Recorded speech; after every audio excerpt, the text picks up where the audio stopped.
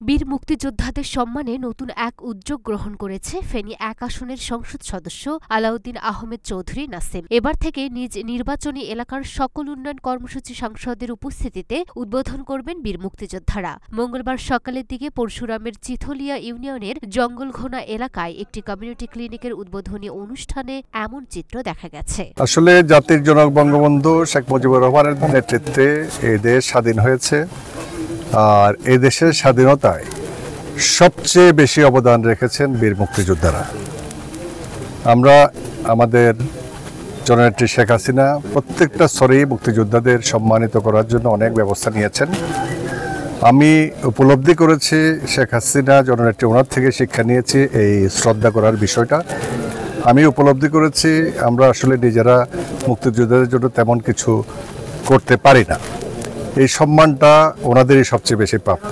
কোনো একটা জায়গায় কোনো একটা প্রতিষ্ঠান যদি হয়, ওই এলাকার জীবিত মুক্তিযোদ্ধারা যাতে করে এই সম্মানটা পায়, সেটা আমার মন থেকে এসেছে এবং আমি সেটা করেছি। আমি নিজেও একজন মুক্তিযোদ্ধার সন্তান। আমি মনে করি এই জাতির এই বাংলাদেশ স্বাধীনের পিছনে ওনাদের অবদানই হচ্ছে সবচেয়ে বেশি, তাই ওনাদেরকে সম্মানিত করা আমাদের দায়িত্ব।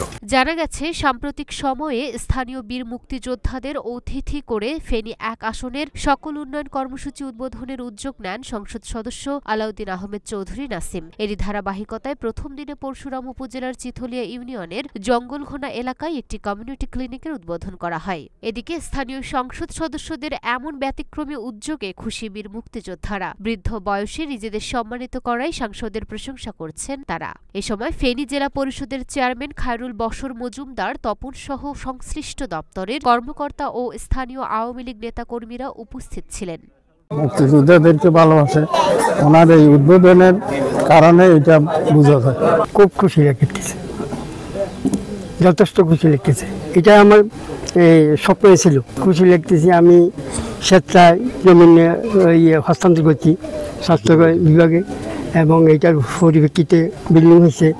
এখন আমরা এমপি সমুদায় ইনশাল্লাহ আমাদের সম্মুখে আসি, আমাকে অনেক সম্মানিত করল। এই জন্য আমি খুব খুশি।